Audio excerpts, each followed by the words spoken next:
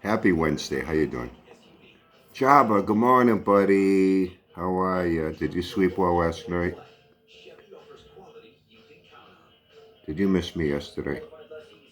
Did you? I had a pretty busy day. How was your day? Well, I heard a few things. Um, has Remax told you when they will finally, have a sign out front so people going down the street will know your house is for sale and they'll have their, agency name on it. Okay? They want people to know that they're selling your mansion there, in your Ponderosa. Um, they told you when that's going to be there. If they told you when it's going to be put up on their internet real estate site. Have they told you when all the pictures are going to be put in their real estate booklet that goes out on stands and stores like we have around here? We see them all the time. Like that one you flashed, that you got to fill out so they can start. Oh, that's right. They're going to start doing it next month. And they told you not to make your mortgage payment. That's right. I forgot. Have you spoken to the bank and told them why you won't be making a payment? Because your Remax agent told you not to? They may want to have a little talk with Remax to find out why a real estate agent that has nothing to do with that is telling you to not pay them, you know. Come to think of it, Remax might even have a little problem with you using their name to get out of paying a bill. Maybe that could be considered fraud. The way you talk about suing people, lawsuits. You know, I'm just saying, there could be a cause for a lawsuit against you for doing something like that, committing a fraud, and using the Remax name to do it. You know, but all this is irrelevant. All this is irrelevant. You know, totally irrelevant. There is no Remax. You're just continuing to squat there as long as you can, trying to get away with it as long as you can. You know, I heard you had some people there trying to sell everything you can now. Somebody went there and is going to buy all those bicycles for $40 for scrap metal. You sold the old scrap with a rocket with a 12-bolt main. And I'm sure someone's going to want to pick that up. When they see it at the scrapyard. Oh no, don't crush it. No, no. No, no. I want to turn that into a race car because it has a rocket engine in it and a 12-bolt main. Those are rare. Sold the crushed. Hold on a second. Okay, went to check on the Mr. Coffee machine. I haven't been going to Dunkin' early in the morning like I used to for us. No particular reason why. Anyway, we sold that crushed up PT Cruiser for scrap. You had some scrap pickers. I know what scrap pickers are. We got them around here. We see them going around in a pickup truck in the morning. Any metal and stuff people put out. They buy a new stove, refrigerator. A few years back, we bought a new fridge from Lowe's, and the old one, put it out in the yard. And there's certain days, like we have our trash collection days, Java. We know which days are our trash collection, which days are our recycle. Like you don't seem to know that. That's why your recycle cans, they overflow all over the yard. And you're stabbing cans with a weed puller. Hold on a second. Okay, sorry about that. I had to go check on something. And it's well known that there are two scrap companies in the city. There's one in Freetown. He don't come around too often. And these guys are kind of like grubby and, kind of like grubby and dirty, and they're working in junk all day, and, those type of people. And ride around in a truck. One's got a box truck. And I got my brother. So we'll put it out front on a Monday because we know on Mondays that's when they come around. So we put it out on Sunday night. He's gone the next month. You just have to take the doors off them though. You can't have the doors on them or they won't take it. I don't know why. Took the doors off. It was gone. It's gone by 10 a.m. Monday morning. One with old barbecues, whatever anybody has that's metal, we put it out, you know. And they come around and take it. Because we know what days people do things. Especially when you've been living in a place where you've been there, what, you say, what, 10 years? You still don't know what day is recycle collection day? Really? Really? Anyway, you had 3 people there, some guy and a lady, and one guy that was fucking obese like you. And they were tearing down a pool. And the guy wasn't huffing and puffing and grunting and having to sit down every 10 seconds like you. You know, I want to hear you still whining about, well, I'm 55. 55 is not a death sentence. I'm going to be 63 in December. I got more done yesterday in one day doing physical activity work in one day than you do in a fucking month. People your age are working construction, working in factories. And I've seen, I know you're 55, you got a bad heart, you got cancer. You know, I got to tell you something. As much as I laugh at you, there's only one thing you've ever said that really bothered me.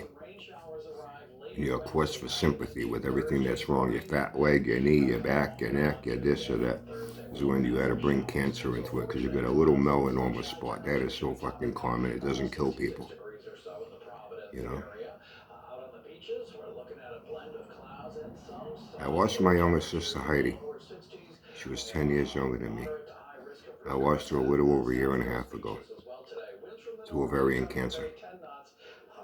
I saw what she went through in her 2-year battle between her chemo, radiation, and the cancer itself. What it did to her, how she suffered. You know, I used to hear people say that they saw someone suffering so much that they almost prayed for them. I'm not religious, but they almost prayed for them to just die and put them out of their suffering and misery. I can understand why some people would say that. Me and my brother got to that point with her. She never talked about it. I never talked about it until now. People knew. Even a few people on here that our friendship is away from you too. You know, so I don't put out intimate details with things. I'll talk about some things, but only to a certain point, unlike you. You know. She used to go on Facebook once in a while. Nobody knew. Only her friends and family knew. She wasn't going on there. I'm having a bad day. I had my chemo and radiation yesterday. All I've been doing is throwing up. I'm in so much pain. She lost all her hair. Weight loss, she withered away. She was down to 87 pounds. My sister was 5'10". We're all tall in our family. My father was 6'2". I'm 6 foot. My brother's 6'1". My mother was 5'10". Both my parents are deceased, by the way, also. You know, 5'10", 87 pounds. You come on here and whine like a little fucking bitch about any little ache and pain. If you don't take care of yourself, stop blaming others. Blame your parents, you blame this, you blame that. You blame everybody for everything except yourself. Who are you blaming for making you smoke cigarettes? Who are you blaming for that? Somebody says, oh, I can't breathe and I got respiratory, and you see them fucking smoking cigarettes. Who's making you do that? Who are you going to blame for that? So you know what I do is blame everybody and everything for every one of your fucking problems. You know? But, oh, I heard you split your pants open in the back. You gotta go change your sweatpants. How'd that happen? Did you try to bend over for something? And you split them open in the ass, or did you cut a mean fart? See there, Brian, even he's telling the people that, oh, I'll be back. I have to go change my pants. So I'm feeling a big draft in the back. I got a hole back there. These people are tearing down a pool to get more money. Was that to help pay for the pod? Huh? Welfare check hasn't started coming in yet. That's why you're not going to make your next month's payment. Oh, that's right. Remax told you not to make your payments yet.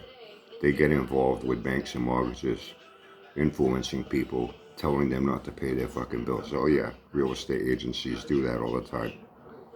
You know, they find themselves deep in shit with a bank if they ever try doing that. The bank would go after them. You really think people believe all your bullshit, Java, don't you? You really do. Anyway, then I heard something real good. Hey, guess what, people? I'm famous. Yeah. So, Brian, then he spent a long time talking about you to those people. Talking about he put up some picture of a toilet or something that had something to do with you. And something about Bruce Jenner. And, you know what I like, Jabba? You know, some people have a natural personality. You know? I know it's going to sound fucked up. I've had a lot of people tell me shit, man, believe me. I think the funniest thing I ever heard was just a couple years back. I don't know who this guy was. He says, you know, it's the first time I comment on one of your videos. I've been watching you for a while. I really don't care about what you say. So, this is what's so funny. I love some of the things people say because it was so upfront. I really don't care about what you really say. I don't even like a lot of what you say. But for some reason I watch you because your mannerism and your personality, the way you say things, you have a little bit of a sarcasm, a little bit of a humor, and you can be dead serious. You're like, it's called having facets to a personality, Java. You know, a person can be dead serious about things that deserve to be taken serious. A person can be humorous about things that deserve to be humorous because they find it funny. Can have interest in sports and, you know, a diverse personality. You're stuck in one gear. You know, how about you?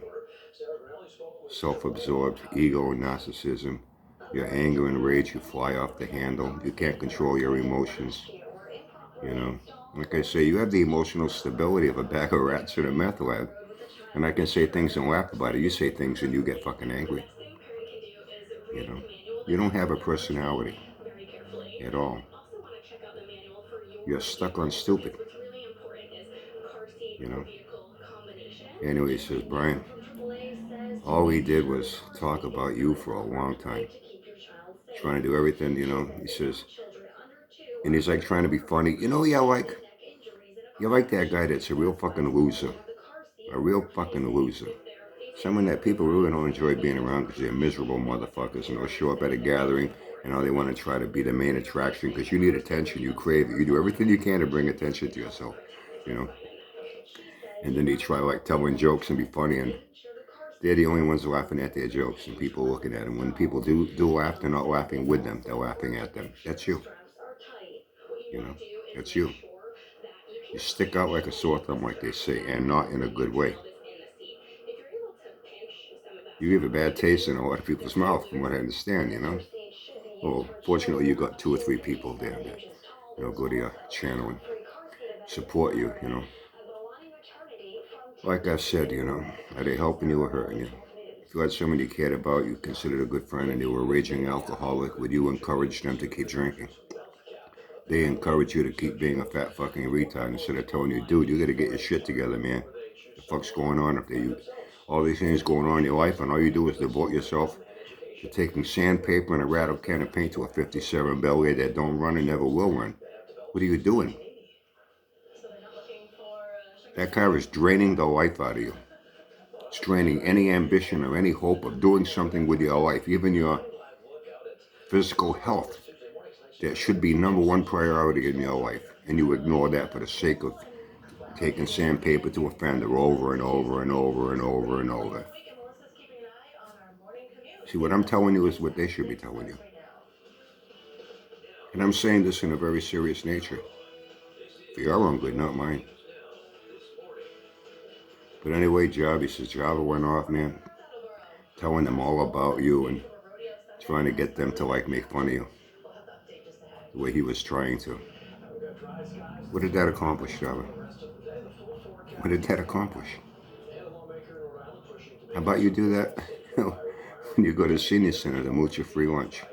Tell them about me too. Next time you go to Walmart and get an attitude at work is there You know, because, oh, they don't do things right. I heard something about that too. Something when you went to go get your hand truck, or you had to call the manager because they had it in the wrong aisle. And they know that when you go there, you point out things to them that it's in the wrong place or it's marked wrong. You go out of your way to find fault with everything that everybody else is doing, but you don't see a damn thing about what's wrong with you. You know what I mean? That's the thing.